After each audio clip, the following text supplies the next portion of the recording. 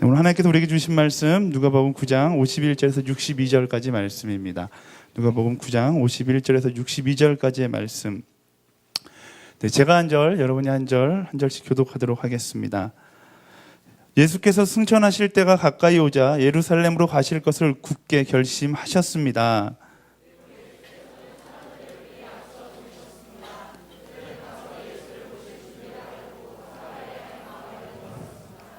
그러나 그곳 사람들은 예수를 반기지 않았습니다. 예수께서 예루살렘으로 가시는 길이었기 때문입니다.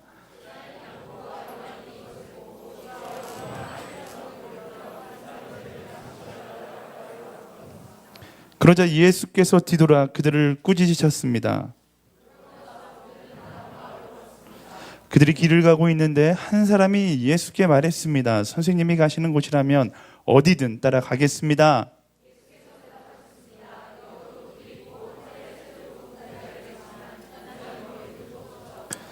예수께서 다른 사람에게 말씀하셨습니다. 나를 따라라. 그러자 그 사람이 대답했습니다. 주여, 제가 먼저 가서 아버지의 장례를 치르게 해 주십시오.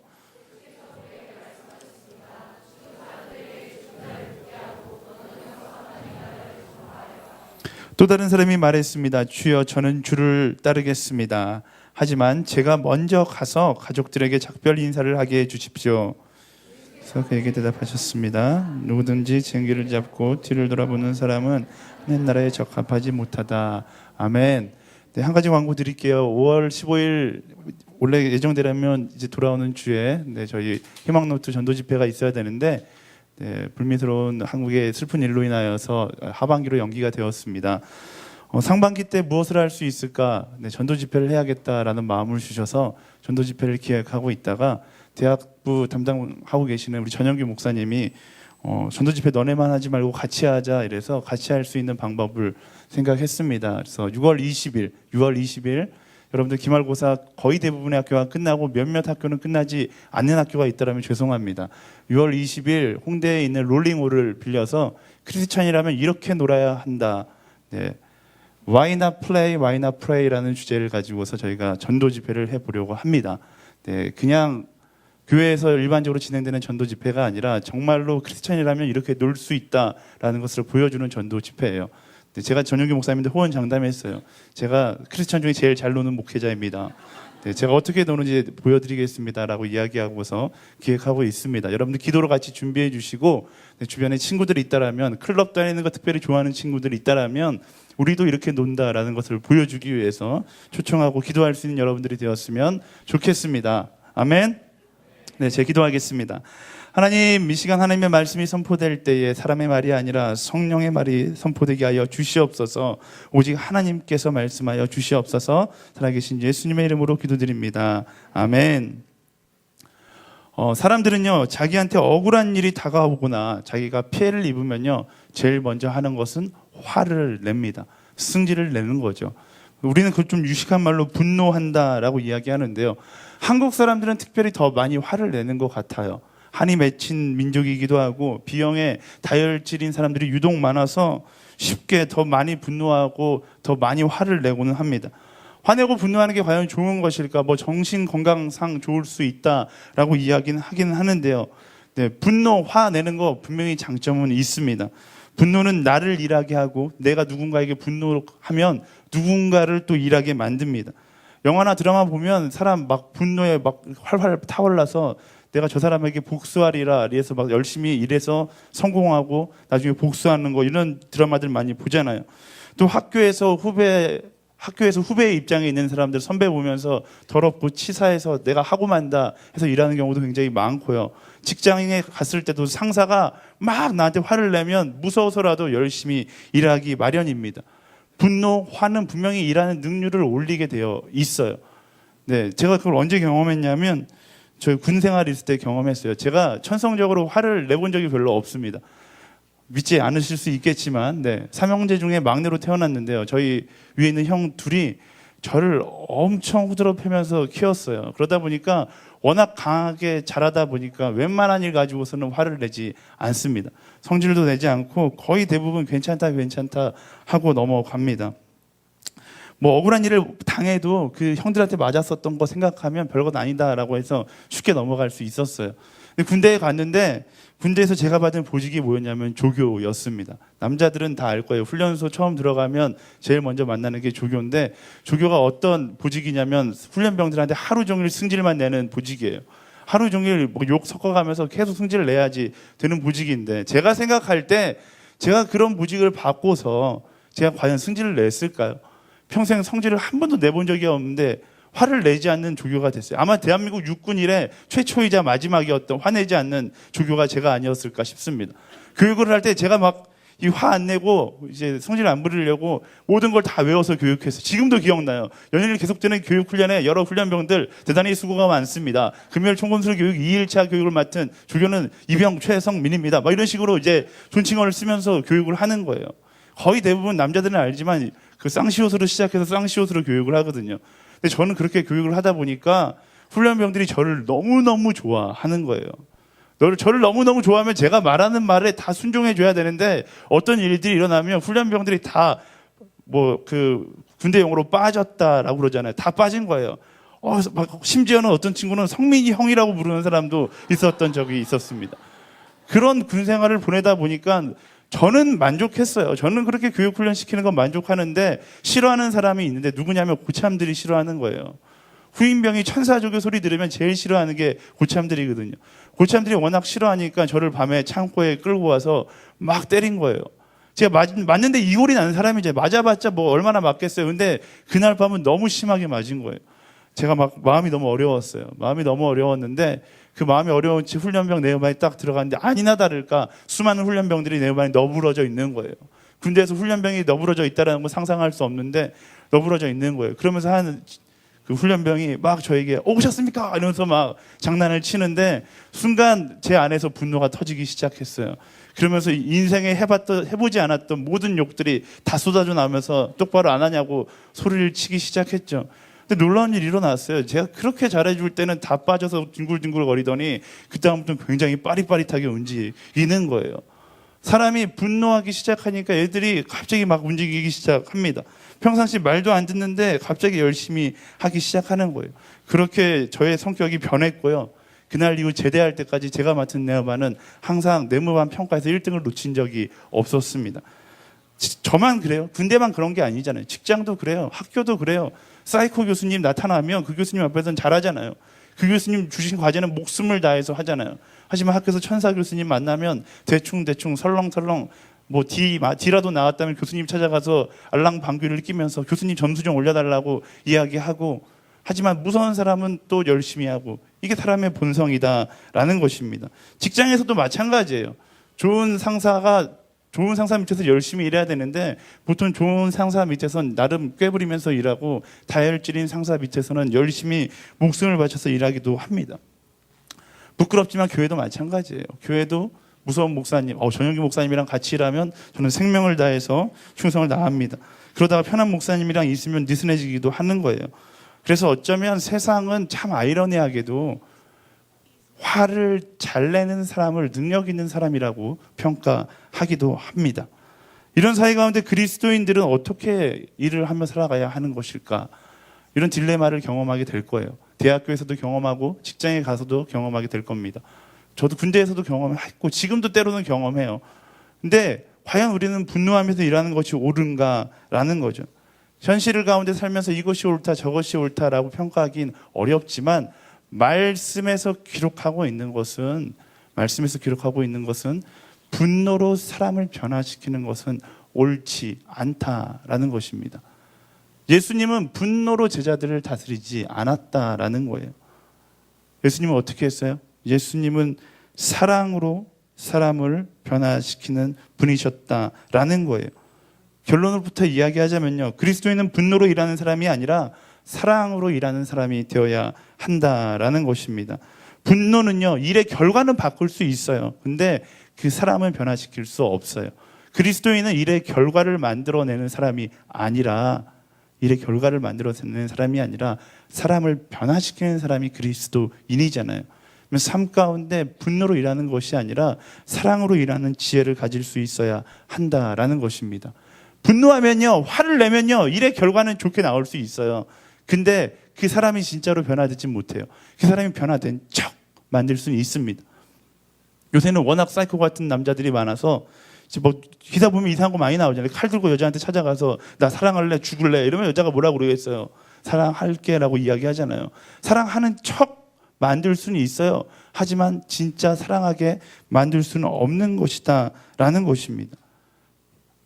예수님은 그걸 알고 계셨고요. 그래서 우리가 사랑으로 살아가기를 원하시는 것이 예수님의 관점이었다라는 것입니다. 이 땅에 계시는 동안 예수님의 관심은 결과에 있지 않았어요.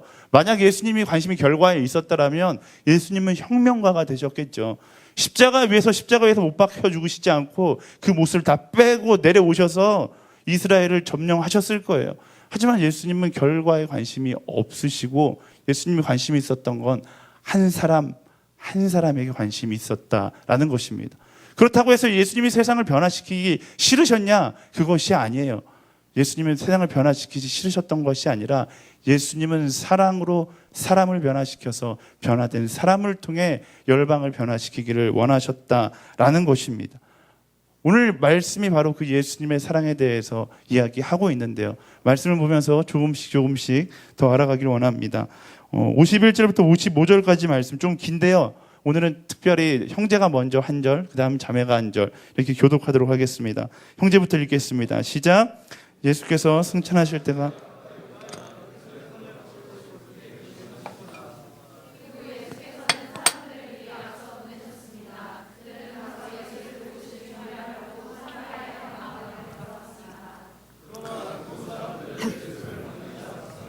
예수께서 예루살렘으로 가시는 길이었기 때문입니다.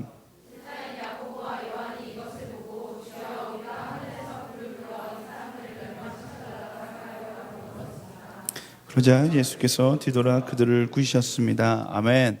제가 예상했던 것보다 굉장히 열심히 읽어주시는 것 같아요. 남자와 여자가 약간 경쟁을 해서 그런지 평상시보다 굉장히 열심히 읽는 것 같습니다. 근데 예수님께서 이제 십자가에 못 박혀 죽으시고 부활하실 준비를 하시기 위해서 예루살렘으로 올라가시려고 합니다. 그 가시는 길에 이제 머물 숙소나 이런 음식들을 준비하기 위해서 선발대를 보내시죠. 어디로 보내요? 사마리아로 선발대를 보내십니다. 근데 원래 이스라엘 전통은요, 손님이 그 마을에 나타나면 자기 집에 모셔서 이렇게 머무를 수 있게 하는 게 이스라엘의 전통이었는데 사마리아는 또 다른 지역이었어요. 사마리아라는 지역의 특징이 있는데 가장 큰 특징은 혼혈 민족이었다라는 것입니다. 이스라엘 사람과 이방인들의 피가 합쳐진 혼혈 민족이에요. 지금도 세계여행 다녀보고 지금도 이렇게 세계 각처에 있는 유대인들을 만나보면 엄청 이런 거 따지거든요. 순수혈통이다 아니다 이런 거 엄청 따지는데 이 당시는 얼마나 더했겠습니까? 사마리아인들을 향해서 튀기 막 이렇게 부르면서 혼혈아 이렇게 부르면서 그들을 배척했었던 거예요. 그러다 보니까 이스라엘 사람들이 사마리아에 들어오는 것을 사마리아 사람들이 자체가 너무 싫어했다라고 이야기합니다. 역사학자들은 사마리아 땅을 여행하는 이스라엘 백성들도 그곳에서 굉장히 암살을 많이 당했다라고 이야기해요. 그래서 갈릴리 지역에서 예루살렘으로 넘어가기 위해서 지도를 보면요, 가장 빨리 가는 길은 사마리아 지역을 횡단해서 가는 건데 거의 대부분의 이스라엘 사람들이 횡단하지 못하고 생명이 그곳이 굉장히 위험한 곳이니까 뺑글 돌아서 예루살렘에 갔었다라고 이야기합니다. 어쨌든 예수님께서 지름길로 가시려고 제자들을 보냈는데 사마리아 사람들이 막 협박하는 거예요. 기분이 안 좋은 거죠. 예수님 여기 오면 죽여버리겠다. 온갖 협박을 하면서 야고보와 요한을 괴롭힙니다. 야고보와 요한이 얼마나 많은 협박을 들었는지 예수님께 돌아오는데 씩씩거리면서 돌아오는 거예요.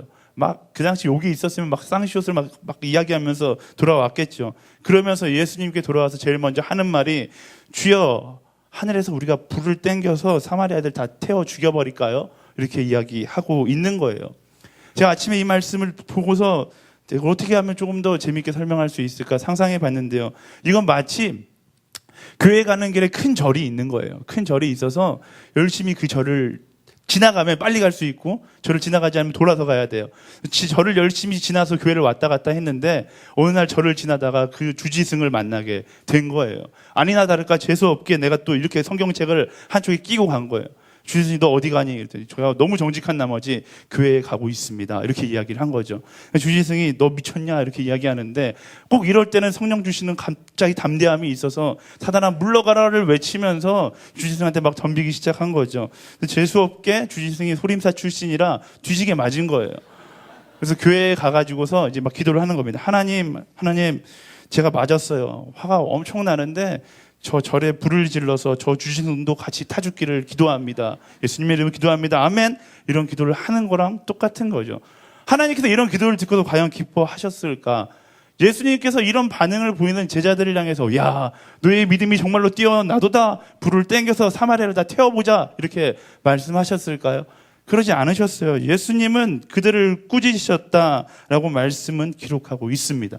왜요? 그들이 나쁜 걸 한 건 맞지만 그들이 분노할 만하잖아요. 하지만 예수님은 그들에게 분노하지 말라고 이야기하시는 거예요. 왜냐하면 사마리아인들도 주지승도 그들이 뭐 잘잘못을 떠나서 하나님의 사랑하는 백성이기 때문에 그렇다라는 것입니다. 예수님은요, 분노로 세상을 바꾸기 원하시는 분이 아니세요. 예수님의 변화의 방법엔 항상 공식이 있는데 바로 사랑으로 사람을 변화시키고 사랑으로 세상을 변화시킨다라는 것입니다. 사마리아 사람들이 잘한 것도 주지승이 잘한 것도 아니지만 중요한 것은 예수님의 사랑이 필요한 사람이다라는 거예요. 여러분들보다 그 사람이 훨씬 더 예수님의 사랑이 필요한 사람이잖아요. 생각해 보세요. 한 번도 복음의 소식을 마음 깊은 곳에 접하지 못한 그 사람에게 필요한 건 하늘에서 떨어지는 불이 아니라 예수 그리스도의 사랑의 메시지인 거예요. 어쩌면 그 사람들이 훨씬 더 불쌍하고 훨씬 더 그 사람들이 사랑을 받아야 되는 사람이다라는 것입니다. 그게 예수님의 마음이에요. 여러분 직장 가운데 예수님 믿지 않는 직장 상사 있으면 죽여버리고 싶을 때 있잖아요. 근데 그게 옳은 것이 아니다라는 거예요. 왜요? 그 사람에게 하나님의 사랑이 훨씬 더 필요하기 때문에 그래요. 오히려 그 사람을 위해서 기도할 수 있는 사람이 되어야 하는 것입니다. 원수를 죽여달라고 기도하는 것은 정말로 어리석은 거예요. 2011년 12월 17일 북한의 2대 독재 통치자 김정일이 죽었습니다. 전 아직도 잊을 수가 없어요. 그 죽은 며칠 후에 한 목사님이 설교 시간에 이런 설교를 하는 거예요. 오늘의 교회는 아닙니다. 네, 자기가 몇 년 동안 김정일이 죽기를 기도해 왔다라는 겁니다. 그리고 드디어 하나님께서 내 기도에 응답해서 김정일이 죽었습니다. 할렐루야! 이걸 막 외치고 있는데 제가 올라가서 돌을 던지고 싶었어요. 말이 돼요? 말이 안 되는 거잖아요. 김정일이 아주 나쁜 사람이긴 하지만 아주 나쁜 사람이기 때문에 그 사람이 죽어야 하는 것이 아니라 하나님의 사랑이 그 사람 가운데 임해야 되는 거잖아요. 그걸 위해서 기도해야지 그 사람 죽기를 위해서 기도한다고요? 말도 안 되는 이야기인 거죠. 그건 하나님께서 원하시는 게 아니에요. 후세인이 죽었을 때도 마찬가지예요.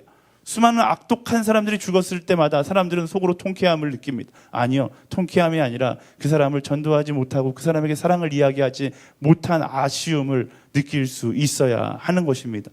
사랑하는 여러분, 하나님께서는 항상 누가 되든 그 사람이 죄인이었든 살인마든 일단 기본적인 베이스는 그 사람은 하나님의 사랑하는 아들이고 하나님의 사랑하는 딸이다라는 것을 기억하시길 바랍니다. 죄를 바라보는 우리의 시선도 이와 같아야 돼요. 죄는 미워하되 죄인은 사랑하라는 말이 있습니다. 세상에 변화받지 못할 완전 나쁜 놈, 저 사람은 절대로 변화될 수 없어 라고 이야기할 수 있는 사람은 아무도 없습니다. 그렇게 이야기한다라면 그 사람은 하나님이 되려고 하는 거랑 똑같은 거예요. 그렇게 판단하는 것이 아니라 더 아주 많이 사랑해야 될 사람만 세상에 존재하는 것입니다. 세상에 사라져야 될 사람은 없어요. 세상에 죽어야 되는 사람은 없습니다. 오직 한 가지 더 많이 사랑해줘야 되는 사람만 있는 것입니다. 제 그 설교를 들으면서 이게 말도 안 되는 이야기라고 말할 수도 있어요. 와, 저 경험해보지 않아서 모릅니다. 나의 가족을 죽인 사람을 사랑한다고요? 말도 안 되는 거죠. 근데요, 그 말도 안 되는 걸요, 여러분들이 말도 안 된다고 생각하는 것을 예수님께서는 하셨어요. 신이셨던, 우리를 창조주셨던 예수님께서 그 말도 안 되는 사건을 말이 되게끔 만드셨다고요. 바로 우리를 위해서 죽으신 사건, 그 십자가 사건이 그것을 이야기하고 있지 않습니까? 그 말도 안 되는 일을 하셨고 그리고 하늘에 올라가시면서 이야기하신 거예요. 이젠 이 말도 안 되는 사랑을 너희가 해라 라고 말씀하신 거예요. 사랑하는 여러분, 분노하면서 사람을 증오하는 것이 아니라 분노하게 되면 오히려 그 사람을 위해서 기도할 수 있는 여러분들이 되기를 예수님의 이름으로 축원합니다. 아멘. 네, 아멘이 적어요. 네, 아멘. 네, 우리는 삶 가운데 예수님의 제자와 같이 분노할 일들을 경험할 때가 있습니다. 그래서 참지 못하고 막 분노하고 화를 내고 저주를 퍼붓고 때로는 어떤 사람들은 살인을 저지르기도 하죠. 그게 분노의 가장 치명적인 약점이에요. 분노하면요, 실수를 하게 마련입니다. 생각해 보세요. 분노했을 때 행동했는데 와, 이 행동 정말로 잘했어 라고 생각하는 사람이 있어요? 분노할 때 결정하고 분노할 때 행동하는 것에 대해서는 거의 대부분의 사람들이 후회하게 됩니다. 분노하면요, 근본적으로 사람을 나도 모르게 정의 이름으로 심판한다고 생각하면서 다른 사람을 정죄하기 시작해요. 분노하면 심판하는 것이 아니라 분노하면 죄를 짓기 시작하는 거예요. 왜냐하면 심판이라는 것 자체가 내가 할 수 있는 것이 아니라 하나님께서 하시는 것이기 때문에 그렇습니다. 하나님의 권한인 거예요. 하나님께 심판은 맡겨드리고 우리는 내가 맡은 사명 뭐예요? 사랑하는 것, 그것 하나만 집중하면서 살아가면 되는 거예요. 많이 경험해봐서 알잖아요. 분노 가운데 선택했던 선택 중에 만족한 선택은 거의 없습니다. 분노 가운데 우리가 해야 될 건요, 선택과 결단이 아니라 오히려 하나님의 위로를 구하고 하나님의 용서를 구하고 그 사람을 위해서 기도할 수 있는 자세가 필요하다라는 것입니다. 다시 말씀으로 돌아가세요. 야고보와 요한이 화가 막 엄청 났어요. 성질이 막 났어요. 어떻게 할 줄을 몰라서 칼을 들고 가서 쟤들 다 죽여버릴까 이렇게 고민하다가 예수님한테 가서 불을 싸질러서 죽여버릴까요? 라고 이야기하고 있지만 원래의 모습이라면 어떻게 이야기해야겠어요? 예수님께 가서 예수님께 물어야겠죠. 예수님, 저 사람들이 우리를 받으려고 하지 않습니다. 어떻게 해야 합니까? 이 모습이 정상적인 제자들의 모습인 거예요. 사랑하는 여러분, 분노가 치밀어 오를 때 우리가 할 수 있는 것은 예수님께 나아가는 거예요. 기도의 자리로 나아가는 것입니다. 그리고 예수님께 지혜를 간구하며 나아가는 것이 바로 그리스도인들이 분노를 다스리는 방법이다라는 것입니다. 여러분들 삶 가운데 분노가 치밀어 오는 그 순간 바로 예배의 자리로 나아가야 할 때이다라는 사실을 깨닫고 교회를 찾아오고 여러분들 스스로의 예배의 자리로 나아갈 수 있는 지혜로운 그리스도인들이 되기를 예수님의 이름으로 축원합니다. 재미난 건요, 그렇게 예배의 자리로 나아가 나의 분노를 다스리다 보면 예배가 나의 삶 가운데 가득 차서 더 이상 내 삶 가운데 분노가 쳐들어올 수 없게 된다라는 거예요. 쉽게 말하면 하나님 제대로 믿으면요, 예수님 제대로 믿으면요, 내 삶 가운데 분노는 사라지게 되어 있다라는 것입니다. 사랑하는 여러분, 기억하세요. 분노는 긍정적인 것이 아닙니다. 여러분 마음 가운데 분노가 치밀어 오를 때 오히려 예배의 자리에 나아가 하나님께 지혜를 구하고 하나님께 인내의 마음을 달라고 이야기할 수 있는 여러분들이 되기를 예수님의 이름으로 축원합니다. 그리고 그 분노를 사그라뜨리고 사랑을 품고 그 사람을 위해서 기도할 수 있어야 하는 거예요. 제 말씀을, 이 설교를 들으면서 그리스도인으로서 분노할 수도 없고 당하기만 하는 바보 같은 삶을 살아야 되는 건가요? 라고 질문할 수 있을 거예요. 근데 저는 그 질문에 대해서 뭐라고 대답할까요? 그렇게 살아야 하는 것이 바로 그리스도인의 삶이다라는 것입니다. 그게 예수 그리스도의 제자된 삶의 모습이에요. 때로는 억울하고 때로는 고통스럽다 하더라도 세상의 기준으로 그들을 심판하려고 들은 것이 아니라 하나님의 기준, 사랑의 마음으로 그들을 품어주려고 달려들어야 되는 것이 바로 예수님의 제자의 모습이다라는 것입니다. 그래서요, 남들이 보기엔 바보 같고 정말로 어리석어 보일 수 있고 이성적으로 봤을 땐 저건 말도 안 된다라고 이야기할 수 있지만 그 바보 같은 모습을 가지고 살아가는 것이 바로 그리스도인이에요. 왜냐하면 예수님께서 그렇게 바보처럼 살아가셨기 때문에 그렇습니다. 예수님의 사랑 하나만 품으면 세상이 나를 어떻게 이야기하든 다 소용없는 거예요. 세상이 나를 어떻게 평가하든 다 필요 없는 거예요. 왜요? 예수님처럼 사랑하면서 사는 것이 내 삶의 소망이 되기 때문에 그렇습니다. 바보 같지만 사랑 하나만으로 억울함을 감내해낼 수 있는 것, 그것이 바로 예수님을 닮은 사람, 예수님의 제자, 바로 그리스도인의 삶이다라는 것입니다. 이어지는 말씀에 보면요, 그 예수님의 제자의 삶이 어떤 것인지에 대해서 조금 더 자세히 설명하고 있는데요. 57절부터 62절까지 말씀인데요. 이번에는 자매부터 읽도록 하겠습니다. 자매부터 시작. 그들이 길을 가고 있는데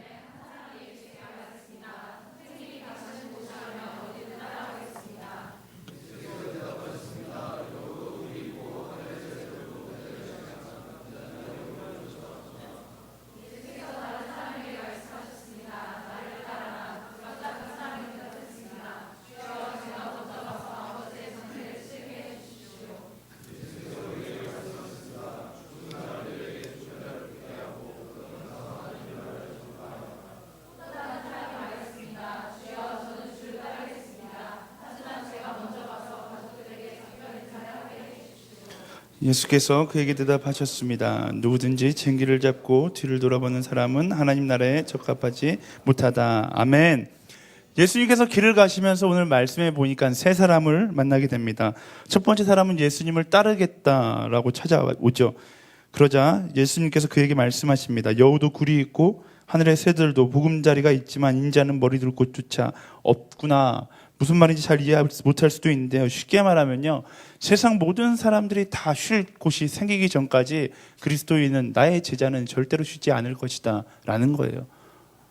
그러니까 제자가 된다고 해서 너가 행복하고 순탄한 인생을 살 거라고 생각하지 마라. 너는 고생하는 인생을 살게 될 것이다 라고 이야기하고 계시는 거죠. 두 번째 사람은 예수님께 먼저 다가가 말씀하십니다. 예수님이 먼저 다가가셨어요. 그리고 나를 따라라 라고 이야기하니까 그 사람이 하는 말이 우리 아버지 장례부터 치르고 따를게요 라고 이렇게 대답하죠. 그러자 예수님께서, 제가 성경에서 본 예수님의 말 중에 가장 잔인한 말씀을 하십니다. 죽은 사람들에게 죽은 자를 묻게 하고 너는 가서 복음을 전해라. 아버지 장이 중요한 게 아니라 복음을 전하는 게 중요한 거야. 가, 빨리 가 라고 말씀하고 계시는 거예요. 세 번째 사람은 예수님께 찾아와서 이야기합니다. 따르긴 하겠는데 가족들에게 작별 인사 정도는 해도 괜찮죠. 그러자 예수님은 이번에는 조금 더 잔인하게 돌려서 비유를 섞어서 말씀하시는데요. 누구든지 쟁기를 잡고 뒤를 돌아보는 사람은 하나님 나라에 적합하지 못하다라고 이야기하십니다. 이랬다 저랬다 두 마음을 품는 사람은 복음을 전할 자격이 없다라고 이야기하고 있는 거예요. 이 세 명의 사람들과 예수님의 대화에서 우리가 깨달아야 되는 것은 예수님은 피도 눈물도 정도 없으신 분이었다. 이게 아니에요.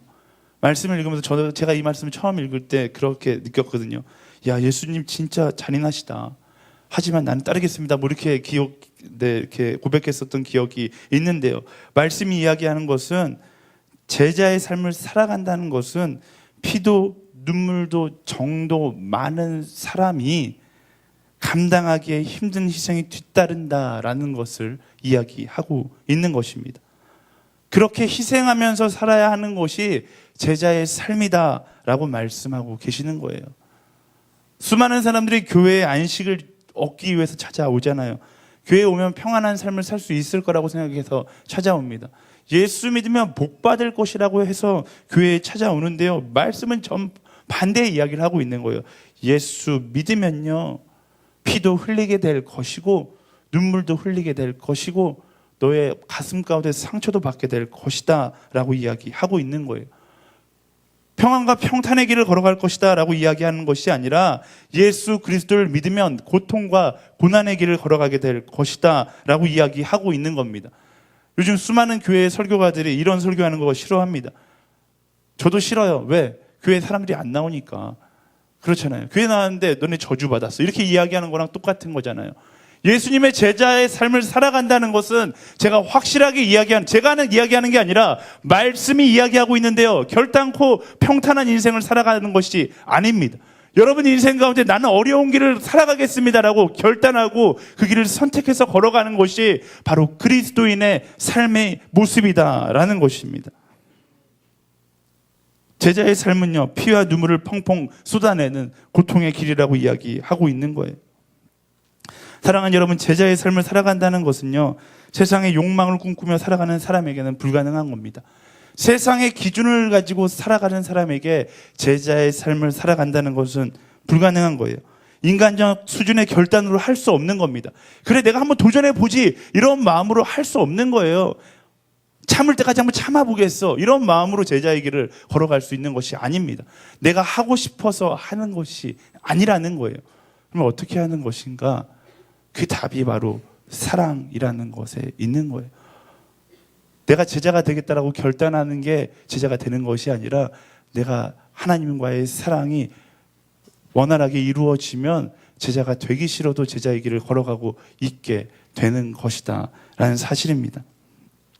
사랑에 빠지면 내 것을 주는 것이 아낌없어지는 순간이 있어요. 제가 브라질에 있을 때 이제 아내를 브라질에서 만났어요. 한 달 데이트하고 1년 헤어져 있었거든요. 브라질에서 나오기 바로 직전에 이제 아내를 만나고, 그리고 한 달 데이트 하고서 이럴 때 갑자기 백뮤직을 깔아주니까 제가 간증이 되는 것 같아요. 나왔거든요. 근데 브라질이 어떤 곳이, 여러분들 브라질 하면 뭐 열정의 나라, 축구의 나라 뭐 이런 생각 많이 하는데요. 브라질 하면 위험한 나라예요. 밤에 걸어다니는 거 굉장히 위험해요. 새벽에 돌아다닌다는 건 상상도 못해요. 근데 제가 그 당시 와이프를 만난 거예요. 한 달밖에 사랑하지 못한다라는 마음을 딱 먹으니까 어떻게 돼요? 밤이 무섭지 않은 거예요. 새벽이 무섭지 않은 거예요. 아침에 새벽 4시에 일어나서 도시락을 싸기 시작해요. 도시락을 싸서 아내가 있는 곳까지 저희 집에서 1시간 정도 거리가 있어요. 그 당시 여자친구 잠깐이라도 얼굴을 더 보기 위해서, 그 새벽에 돌아다니는 사람은 딱 두 부류밖에 없어요. 술 취해서 돌아다니는 사람과 그냥 일하기 위해서 정말로 목숨을 걸고 돌아다니는 사람 딱 두 부류밖에 없는데, 저는 그 가운데서 도시락을 들고 사랑을 나누기 위해서 걸어가고 있는 거예요. 수많은 한국 사람들이 저를 보고서 미쳤다고 그랬어요. 어디 가냐, 이 새벽에 밖에서 칼을 들고 수많은 강도들이 서 있는데 너 어디 가냐. 제 눈에 강도가 보이겠어요? 안 보여요. 왜요? 사랑하고 있기 때문에 안 보이는 거예요.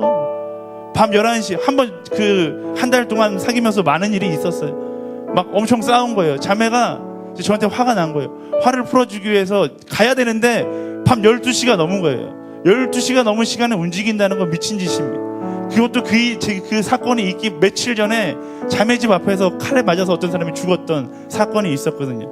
근데 그게 제 마음속에 기억이 되었을까요? 아니요. 그 마음을 풀기 위해서 밤 12시가 돼도 저는 달려갔어요. 왜요? 제가 위험하다는 걸 몰라서 그랬을까요? 아니요. 사랑하니까 달려가게 되는 거예요. 예수님의 제자의 삶은 그런 겁니다. 내가 하겠다 하면 못해요. 죽어도 안 돼요. 근데 사랑하면 하지 말라고 해도 가게 되어 있다라는 겁니다. 예수님 제자의 길 걸으면 고난과 고통이 따른다는 거 다 알아요. 아무도 가기 싫어요. 근데 사랑하면 가게 되는 거예요. 그게 바로 사랑의 능력인 것입니다. 사랑하는 여러분, 희생하겠다라고 결단할 필요 없어요. 인내하겠다고 결단할 필요 없어요. 복잡하게 예수님 믿을 필요 없어요. 예수 믿으면 뭐 해야 되나 이런 거 고민할 필요 없어요. 답은 하나예요. 뭐예요? 예수님 사랑하면 되는 거예요. 예수님과 진짜 사랑을 나누면 되는 거예요. 그게 답이에요. 여러분들 가슴에 손을 얹고 한번 생각해 봤으면 좋겠습니다. 내가 예수님을 진짜 사랑하는가? 아니면 집에서 엄마가 교회 가라고 소리쳐서 이 자리에 나와서 예수님 사랑한다라고 입술로 고백하고 있는가? 저는 성교 나가라고 외치는 것도 웃긴 것 같아요. 입장이 바뀌어야 돼요. 예수님 진짜 사랑하는 사람들이 모여 있으면 여러분들이 너무나 많이 빠져나가니까 제가 문 앞에 서서 제발 성교 가지 말라고 말리는 이런 일들이 일어나야 되는 거예요. 사랑하는 여러분, 예수님 사랑하십니까? 예수님 사랑하십니까? 여러분 가슴에 손을 얹고 오른손을 가슴에 대겠습니다. 다시 한번 고백해봐요. 예수님 사랑하십니까? 예수님 사랑하십니까? 예수님의 제자가 되기를 원하십니까? 예수님과 사랑을 나누고 싶으십니까? 예수님께서 죽으라면 죽으시겠습니까? 그게 제자의 삶이에요. 그게 제자의 삶이에요. 이 시간 우리 함께 찬양하면서 다시 한번 그 사랑을 우리 마음 가운데 확증했으면 좋겠습니다. 예수 그리스도의 그 사랑이 마음 가운데 의심이 있다라면 찬양하면서 다시 한번 그 사랑을 나누는 가운데로 나아가길 원합니다. 놀라운 그 사랑이 여러분 마음 가운데 하나님의 부르심으로 나아가올 줄 믿습니다.